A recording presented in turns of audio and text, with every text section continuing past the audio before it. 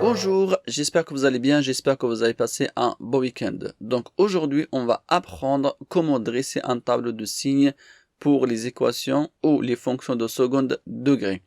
Donc on a bien appris c'est quoi la fonction de second degré, comment je trouve les racines de cette équation, la variation, la forme canonique aussi. Donc on a appris beaucoup de choses concernant cette équation ou la fonction de second degré. Donc aujourd'hui, on va apprendre comment dresser un tableau de signes. Pour commencer, d'abord, il faut connaître certaines choses. Il faut toujours connaître le signe de A qui est très important pour nous. Pour commencer notre exercice aujourd'hui, on a choisi un exemple pour vous. A de x est égal à 2x au carré moins 8x plus 6. Donc je vais résoudre cet exercice et en même temps on va apprendre comment dresser un tableau de signes. Très bien. Donc comme vous savez, il faut toujours connaître les coefficients A et B et C. Ça, il faut toujours les déterminer avant de commencer votre exercice. Vous allez comprendre pourquoi. Donc A est égal à 2, le B est égal à moins 8 et le C est égal à 6. C'est très bien. Pourquoi j'ai déterminé les coefficients A et B et C? Car pour calculer delta. Maintenant, delta, c'est comme d'habitude. Maintenant, je crois que vous connaissez ça par cœur. C'est B au carré moins 4AC. Je calcule ça tout de suite. B est égal à moins 8. Donc, ça fait moins 8 au carré. Moins 4 fois 2 fois C. Donc, je calcule celui-ci tout de suite. Il est égal à combien? 64 moins 48 qui est égal à 16. Tout de suite, je remarque que delta, il est positif. Très bien. Si delta est positif, qu'est-ce qu'on va faire? Tout de suite, on va calculer les solutions. On a bien appris quand vous trouvez que delta est positif, il faut calculer les solutions. Vous allez comprendre pourquoi je calcule les solutions pour cette équation. Et ça sert à quoi aussi pour dresser un tableau de signes. C'est très important de connaître les solutions avant de dresser le tableau de signes. C'est parti. x1 est égal à, maintenant si delta est positif, l'équation admet deux solutions. Tout de suite, je calcule. x1 est égal à quoi? Moins b, moins la racine delta sur 2a. Je remplace ça tout de suite, c'est égal à combien?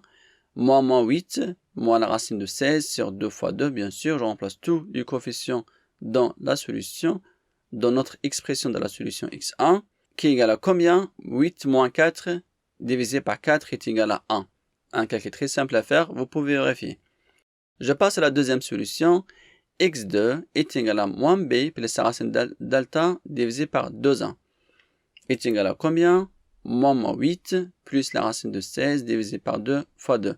Donc si vous avez bien remarqué, à chaque fois que vous avez un chiffre négatif, mettez-le entre parenthèses. C'est très important. Comme ça, vous ne confondez pas les signes si vous avez un moins ou un plus devant. D'accord? Donc je calcule celui-ci est égal à 8 plus 4 divisé par 4 est égal à combien? 3. C'est très bien. Donc, vous avez bien remarqué, ça c'est des choses qu'on a fait plusieurs fois. Normalement, c'est devenu quelque chose très facile et fluide à faire. Une fois déterminé les solutions, ça sert à quoi maintenant? C'est la question qu'on pose. Bon, pourquoi j'ai fait tout ce travail-là? C'est quoi la relation entre delta, les solutions et un tableau de signes? Vous allez comprendre ça tout de suite.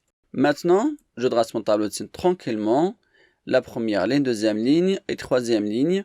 La deuxième ligne, c'est juste pour un rappel de cours, vous allez voir ça tout de suite. Alors, tout le temps de la première ligne, je mets les valeurs de x. Ça fait x, la première ça fait moins l'infini, plus l'infini c'est le domaine de définition de notre fonction de second degré, car elle est définie sur R, d'accord? Parce qu'un polynôme de second degré est défini sur R. Maintenant, je pose les solutions dedans, de mode croissant, c'est-à-dire le 1 avant le 3. Voici les solutions. Maintenant, qu'est-ce qu'on va faire avec ces solutions? On va définir que ces solutions, à ce moment-là, c'est-à-dire c'est une solution. Comme vous voyez 1, c'est-à-dire il faut tracer cette ligne avec un petit rond à l'intérieur pour dire que c'est une solution de notre équation.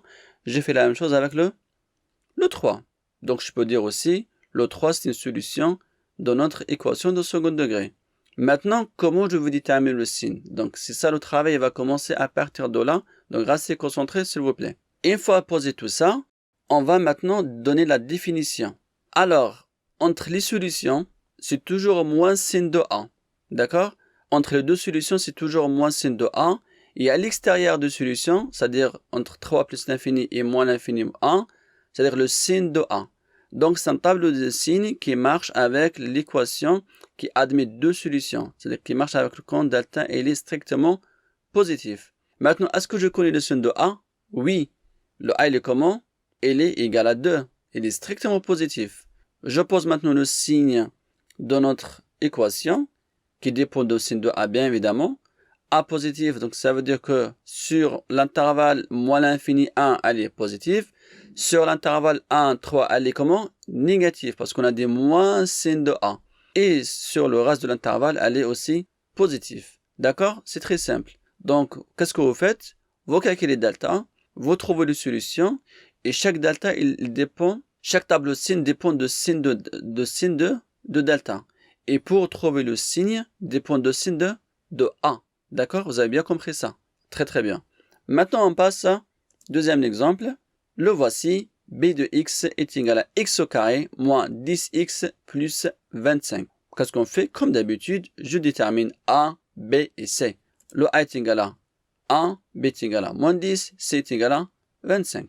Qu'est-ce que je fais? Je crois que vous avez bien compris maintenant. Je calcule delta. Bien évidemment, merci. Qui est égal à toujours B au carré moins 4AC. Une fois c'est fait, je remplace les B par sa valeur, ça fait moins 10 au carré, moins 4 fois 1 fois 25, qui est égal à combien? 100 moins 100, parce que 4 fois 25, ça fait 100. Le 1, il ne change rien du tout de notre produit, donc c'est égal à 0. Donc si delta est égal à 0, on a bien appris que la fonction admet juste une unique solution. J'espère que vous n'avez pas oublié, c'est quoi l'expression de la solution quand delta est égal à 0. Ah, c'est très bien, c'est ça. Moins B sur 2A. Maintenant, je connais B, je remplace, tout simplement. Est égal à quoi? Moins 10 divisé par 2 fois A. Attention, n'oubliez pas le moins de l'expression, c'est très important. Il y a beaucoup d'élèves qui oublient le moins et après ils trouvent un résultat par rapport au vrai résultat. D'accord? Donc faites attention au signe, s'il vous plaît. C'est très important. Et une fois trouvé la solution, on va maintenant tracer ou dresser le tableau de signes. Normal, comme on a fait tout à l'heure, je trace un grand tableau. Je trace après la ligne gauche. Et après la première ligne, je pose toujours. De la première ligne, je pose toujours les valeurs de x, c'est-à-dire de domaine de définition. C'est toujours, je fais comme ça. Donc, ne changez pas. C'est comme ça qu'on trace un tableau de signes, s'il vous plaît. Maintenant, je pose ma solution. Elle est au milieu, 5.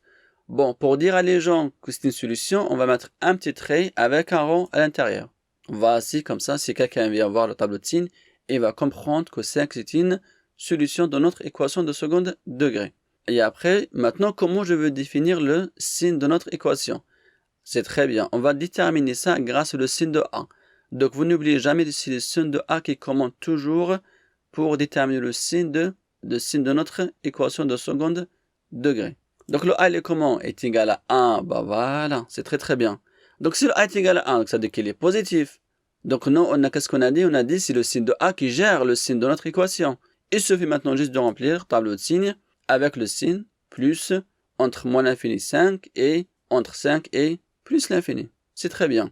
Bon, la deuxième ligne que j'ai fait ici, elle n'est pas très importante. C'est la dernière ligne qui est très importante. En fait, juste vous mettez la première de x entre moins l'infini 5 plus l'infini 5 et la deuxième ligne juste pour donner le signe. La deuxième ligne, c'est un petit rappel de cours. Juste ça. Normalement, dans un exercice, on n'écrit jamais comme ça, d'accord? Juste un petit rappel de cours. Comme ça, vous n'oubliez pas comment je détermine le signe de notre équation. Et une fois c'est fini avec notre deuxième exemple, je passe au troisième exemple. Si de x est égal à quoi?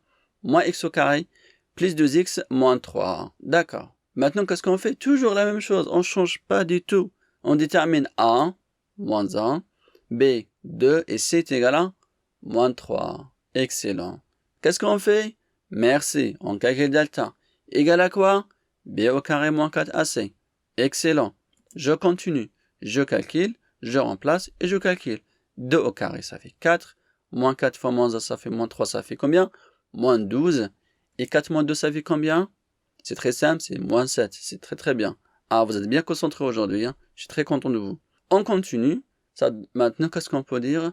Delta, il est négatif. La fonction n'admet aucune solution. Peut-être là, vous allez dire, mais comment je fais faire maintenant pour un tableau de signes? Vous inquiétez pas, le tableau de signes, il y a toujours un tableau de signes pour notre équation de second degré. Vous inquiétez pas. On va toujours tracer un tableau de signes, comme on a fait tout à l'heure. Voilà, comme ça, je continue. Donc, de la première ligne, je pose x moins l'infini plus l'infini. Voilà, vous avez bien compris ça. Maintenant, qu'est-ce que je vais faire? Il n'y a pas de solution. Bah, qu'est-ce qu'on va faire? Vous inquiétez pas. S'il n'y a pas de solution, c'est pas la fin du monde. Hein.